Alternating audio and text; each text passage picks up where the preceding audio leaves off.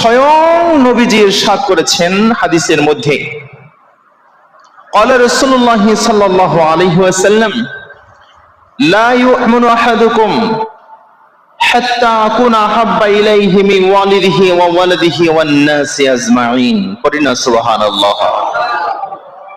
নবীজি বলেছেন, লা ইউমিনু আহাদুকুম, তোমরা ততক্ষণে পূর্ণ মুমিন মুসলমান হতে পারবে না যতক্ষণে আমি নবীকে তোমার সম্পদ, তোমার স্ত্রী, তোমার সন্তান, তোমার পরিবার পরিজন, বন্ধু বান্ধব, সমাজ, সকল ভালোবাসার থেকে যতক্ষণে আমি নবীর ভালোবাসাকে সর্বোচ্চ প্রাধান্য না দিবে, অতক্ষণে তুই পূর্ণ মুমিন হতে পারবে না। আর যেহেতু আল্লাহ তাআলা কোরআনে বিভিন্ন জায়গায় বলেছেন, ইয়া আইয়ুহাল্লাযীনা আমানু, ও আমার বিশ্বাসী বান্দাগণ।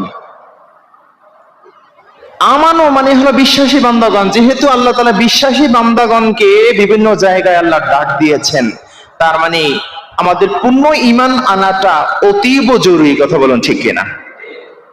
আর আমি প্রথমে আলোচনা বলেছিলাম যে ঈমানের সাথে জড়িত, মনে আছে তো?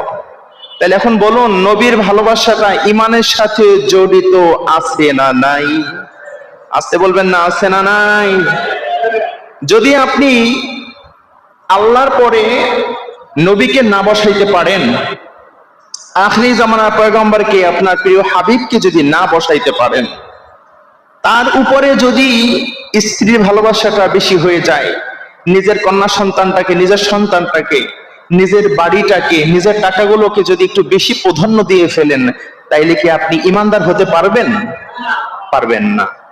তাহলে আল্লাহর পরেই যাকে ভালোবাসতে হবে, যার প্রতি পূর্ণ মুহাব্বত আনতে হবে, তিনি হলেন আমার রাসূল মুহাম্মদ রাসূলুল্লাহ সাল্লাল্লাহু আলাইহি ওয়াসাল্লাম।